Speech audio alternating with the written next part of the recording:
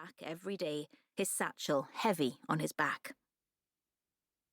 Carolyn Holmes was tall and slim, with dark brown hair falling in soft curls and waves to her shoulders, brown eyes that sparkled with mischief, and smooth skin that was lightly tanned from the sun and the wind on her cycle rides. She was enjoying her job, although she hadn't expected to do so.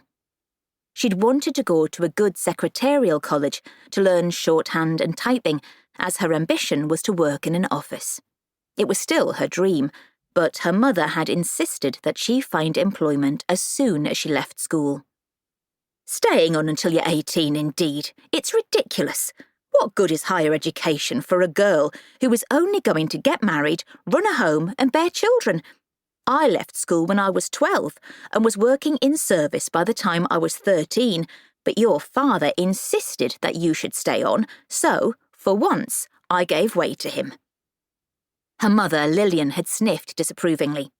"You could have been bringing money into the home for the past 4 years at least, to say nothing of helping me about the house and looking after your granddad."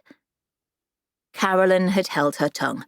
It did her no good at all to argue with her mother. She always tried to help with the housework, and nearly every day, either before or after work, she cycled to the large farmhouse where her grandfather, Frank Atkinson, still lived, but on his own now, since the death of his wife 3 years earlier.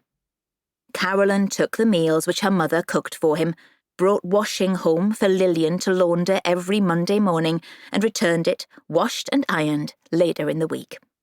On Sunday mornings, before attending church with the whole family, she cleaned Frank's kitchen, living room and bedroom, and scrubbed the wooden seat of the outside privy. On her half-day off from work, she either blackleaded the range in Frank's kitchen or polished the copper pans hanging in a shining row in his scullery. But there was no point in reminding Lilian of these facts. The only answer Carolyn was likely to get was, "And so you should." Now she took the right-hand turn to the farm, instead of going straight on to her home, which stood at the side of the road, yet still on Frank Atkinson's land. It was what was known as a tied cottage. It belonged to the farm, and was usually occupied by the family of one of the farm's workers. As, indeed, in a way, it still was. Her mother, Lilian, still helped out on the farm at busy times.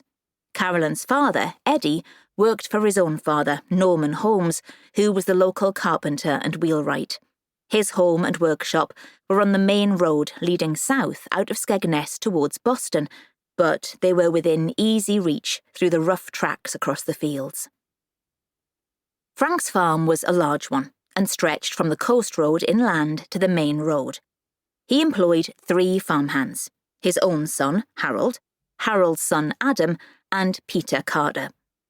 Peter also lived in a tied cottage on the northern edge of the farm with his widowed mother, Phyllis. She worked in Frank's dairy and also helped in the farmhouse too. There was an uneasy alliance between Lilian and Phyllis. Lilian suspected that Phyllis was after Frank and his money, but what held the two women together was their mutual desire to see Peter and Carolyn marry. As she neared the farmyard gate, Carolyn could see her uncle, Harold, and her cousin, Adam, locking up the barns, which signalled the end of their working day. Harold had built himself a house at the north end of the farmland, midway between the coast road and the main road, with lanes leading to both. "Now then, lass," was his greeting as he clicked the last padlock into place. "How's work gone today?" "All right, Uncle Harold, thanks." She nodded to Adam, who gave her a cheery wave as he went towards the henhouse to secure it from prowling foxes. "Not what you want to be doing, though, is it?" Harold was tall and broad, and always dressed in workaday clothes, except for church on Sunday, when he donned his one and only smart lounge suit.